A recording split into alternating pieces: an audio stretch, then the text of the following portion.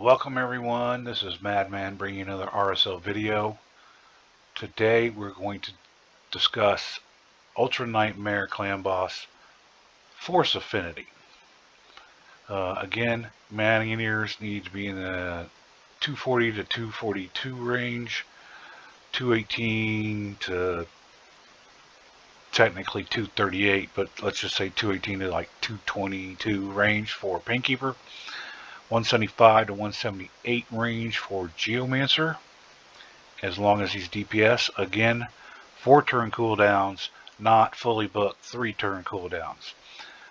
If this one gets booked to a 3-turn, not a big deal. Do not book his A3 to 3-turn cooldown if you're going to use him as a DPS. If you're going to use him as a stun target, then he can be fully booked. My ninja's at 163. You can go as low as 161, up to say 165. You can go higher than that, but not really recommended. He does need to be fully booked. And then here is the secret here. This does work for Zargala, who is Force, but Siege Hulk is Magic. The secret is Ninja can weak hit his A1 right before these AoE ones, and by weak hitting he doesn't get the turn meter boost. And so a Siege Hulk or whoever you choose, I recommend a blue affinity champion against Force Clan Boss. You need to be in the 110 to 112 range. 113 sadly is too high, so that still works under all the other clan bosses, right? Because your range is 110 up to 119. So have him at 112, and you'll see in the run what'll happen is Ninja will weak hit. He doesn't get his turn meter boost. Instead of being ahead of Maneater here, he falls behind Maneater. That's fine. Because Siege Hulk is so slow, though, he does not fall behind Siege Hulk. If he falls behind Siege Hulk, then that'll start screwing up the turn. Next thing you know, Siege Hulk's going to turn over here, and he loses Unkillable right as the clan boss is going to do a stun, and then he goes down, runs over. So just make sure you're 110 to 112 range with the stun target against Force if you're using Ninja. Now, if you're using any other DPS champions, because Ninja's, weak affinity, but he still puts close to 10 million damage up, so that's why I'm still using him. But if you got a better DPS champion, they're going to be in that 175 to 178 range, and feel free to have at it then. But this is the tune. It's the same tune that we use for Magic and Void. Spirit is a different story, and there is a video with the guide set up I have put out there as well. So we will go into the builds, and then we will do the run. Okay, the first champ here is Ninja. He's just on a lifesteal and speed sets. Doesn't have to be.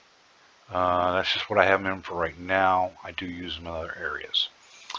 But his stats, you can see, 36,000. So I'm trying to keep all my DPSs, Maneater and Painkeeper as well, in the 35,000 to 37,000 range. A little higher for Painkeeper. His attack's 5,200. His defense is a little low, but for Ninja it doesn't matter, because what's going to happen is he is going to do his HP burn right before the stun. When he does his HP burn, he puts a veil on, so he will not be the stun target unless all of them are under veil. So his defense is not ultra critical. Like I said, 163 speed, 101 crit rate, 179 crit damage. Was a little higher, but it is what it is right now. And then a speed or accuracy of 233. His skills are fully booked. And as you can see here, like I said, each hit, chance of placing an HP burn for 3 turns. Also places a perfect veil buff for 2 turns on this champion. So we don't have to worry about him being a stun target, even against negative affinities. His masteries, just did standard clan boss build down here to War Master, because I use them in different areas. Lore of Steel, and went to get the accuracy there.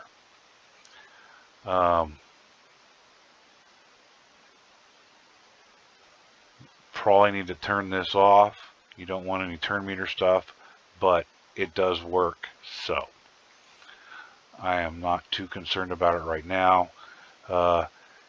You want Life Drinker on them, especially if you don't have sets like Lifesteal on, so that when he does hit, he gets a little bit of healing, so that he'll heal above more than your stun target.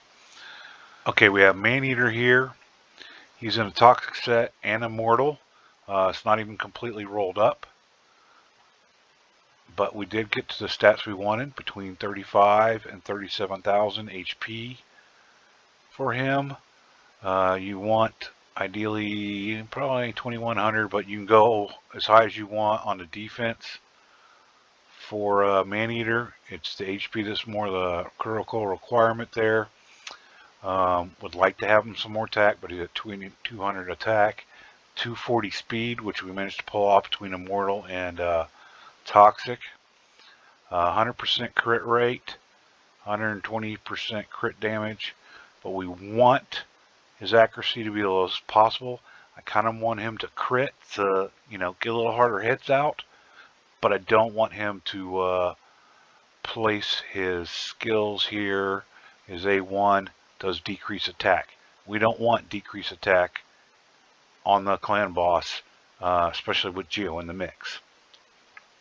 But he is fully booked. You don't have to have the damage part of booked.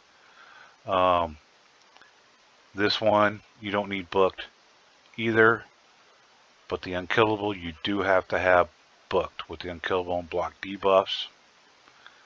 His masteries, I don't really need them all, but we came down here to where we have Retribution and Deterrence for counterattack measures, and then kind of a again Helm Smasher, or a Warm Bastard, sorry, Clan Boss build with Life Drinker.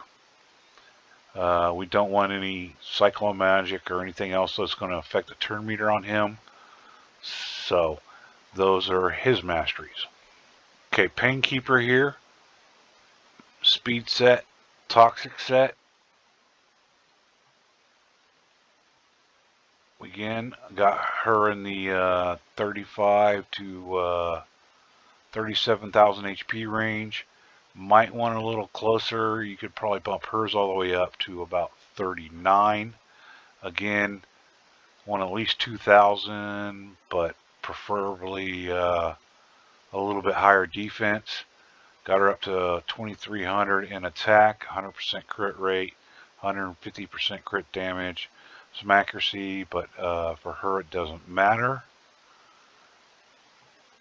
She is fully booked, but you don't have to book the damage.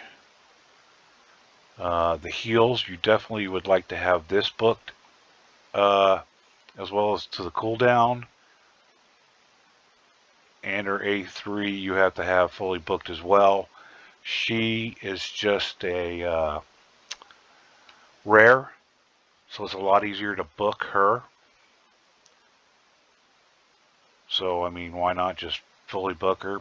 But, and then on with her masteries again, kind of same thing, down to War Master, got some Life Drinker. Now, her A1 does have a little bit of turn meter. So in this particular case, we don't want to go with Retribution or Deterrence, because if she counterattacks, she's going to be using that A1. That'll throw off the turn meter. So we just kind of went down the defensive tree there, gave her some defensive stats, and there you go for Painkeeper. Geomancer, as you can see, is my second one, so kind of nice here to have too. But again, broken set other than the speed set. Doesn't really matter on him too much. That 35 to 37,000 HP range. I got more attack on him. Not quite 2,100 defense as I'd like, but it's above 2,000. 177 speed. over 100% crit rate, almost 170% crit damage. We definitely want high accuracy. I recommend at least 250. Might be a little bit too high there, but you definitely want his HP burns to land. And those are his stats. Now, my second Geomancer, he's fully booked on his A1. Just kind of got lucky when it comes to the books here. Not quite fully booked here on his A2, and not quite fully booked on his A3. So if you're going to use Geomancer in a budget Unkillable, and you're going to use him as a DPS and not a stun target, you want to book this stuff 4-turn cooldown, not 3-turn cooldown. Like I said, so I got lucky with the books. Didn't want to take a chance of hitting this one just to catch this one, which doesn't really matter. That'll book down, or that'll get turned to a 3-turn cooldown, as well as his Quicksand Grasp there, 3-turn cooldown when Painkeeper does her skills. So every 3 turns it'll be constant, and as you can see, he places the HP burn and a 25% weaken for 3 turns. So we're going to place this at the start of every AoE 1. I'm using him as a DPS champion. That way I don't have to worry about any affinities as far as Geo is concerned. I can run Geo and Ninja as a DPS, or I could run another DPS with Geo, and then I can pick my stun targets based on what affinity clan boss I'm facing and not have to change out Geo's gear. Since I have 2 of them, it's a lot easier for me that way. If you want to use him as the DPS champion in the budget Unkillable, then you need to fully book him.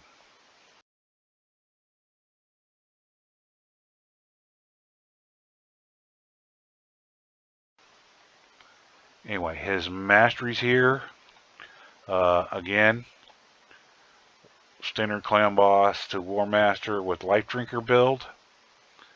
And we just went down to get some accuracy. Lore Steel to help us place that HP burn. Not that it matters for Master Hexer to extend it. Well, I mean, it might extend it, but it's not really that big deal since it's on a 3-turn cooldown anyway. And Ninja's going to override it. And then just Sniper to increase the chance of placing it. So any little bit that helps. So that is Geomancer. Okay, we got Siege Hulk here. As you can see, some rolled up gear, not really super important. This is a fatal set, not required. Here's the big deal with his stats. Almost 41,000 HP, under 1,500 defense. We gave him a little damage. Not that he really has the crit rate or crit damage would be nice hitting. We did give him accuracy so that he can land that decreased defense. The big thing here is 112. So we want 110 to 112 speed if you're using Ninja and you're going against Force Clan Boss. As far as skills, he has no books. He has no masteries. He is a 6-star, but he's only level 50. So that is Siege Hulk. You can also, I also switch between Siege Hulk and Zargala, and it will work. Where is she? It will work as long as she is in the 110 to 112 range, even though she is Force Affinity to Siege Hulk's Magic Affinity. But we will get into the run. Alright, so we are gonna do Ultra Nightmare, Force Affinity Clan Boss here. We have our team here. Again, we will show you the setup here real quick. Siege Hulk doing his A2 first, and then his A3 is a second priority. The rest of them, the A3 is first priority, A2 is second, Same for Painkeeper, Geomancer, and Ninja.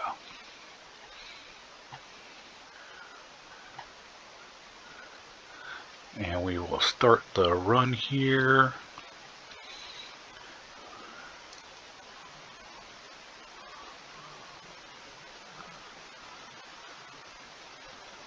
So we are going to A3 with Maneater, A3 with Painkeeper, Clan Boss goes. Now, I'm going to try a little thing different here. Instead of A2 as normal, I'm going to A1 here with Geomancer so that I don't steal that increased attack. We do our A3 there with Ninja, A2 with Maneater. This is a defense down, so A2 with Siege Hulk. I know the tune is a little backwards, but that's okay.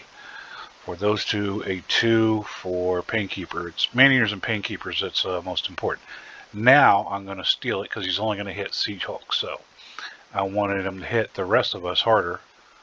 Not that it matters just yet, but so A1 here with Maneater. Now we're going to put the HP burn up with Ninja. A1 with Painkeeper. And you should be able to hit full auto, but we're going to go one more rotation at least. So A1 with Maneater. This time we'll A3 with Siege Hulk. Now we want to put out the burn. A1 with Painkeeper. Now Ninja could weak hit on this A1, which he did. That means we did not get the turn meter boost. That can throw the tune off. Maneater, we're going to A3. Now Painkeeper should get her A3 here first. She does. Geomancer normally would have A2, but we're going to do A1 again. Now Ninja should have gone, but he lost his turn because of the turn meter. So we'll A2 with Maneater, but then he was next in line. So as long as he's ahead of Siege Hulk, we are still good. So that's why we slow down Siege Hulk so that we're not completely out of tune. Now again on turn 5 we're A2 with Painkeeper, A1 with Maneater. This time we're going to A2 with Geomancer. Ninja's going to get out his burn, and Siege Hulk does not get a turn here. And then Painkeeper gets her A1.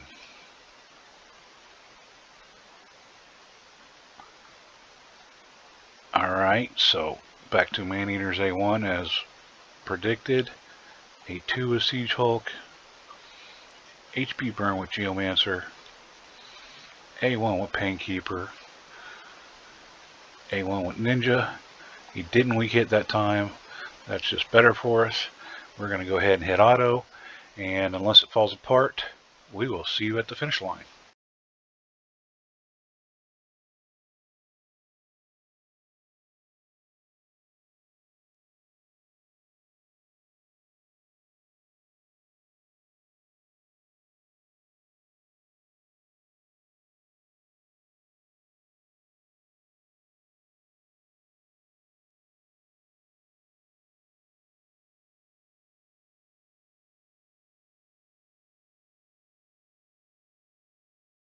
So here we are, turn count 48, 45 million. As you can see, we're still going here. Ninja did weak hit on his A1 a few times. I know you probably didn't see it because I sped up the run and stuff. But with Siege Hulk being that slow, Siege Hulk doesn't overrun him. And as long as that doesn't happen, it will stay in tune. Yes, Ninja might fall down in the right before the AoE 2 rotations. By weak hitting there on his A1, but like I said, as long as he doesn't get passed up by your slow boy target, you're fine. As you see, he still put out 9.2 damage against the weaker his weakness Affinity Force Clan Boss. Geo putting up 28. Wow, almost 30 million. So yeah, using his A2 right before the stun instead of right before AoE 2. That way the clan boss hits that AoE harder, and then he steals the increased attack buff. Again, 5.3 from Maneater, 4.3 from Painkeeper, thanks to toxic sets, and almost 48 million damage. So yes, we are definitely in a solid 2 key with this comp. And it does, Ninja does work against Force Affinity. Have a good day.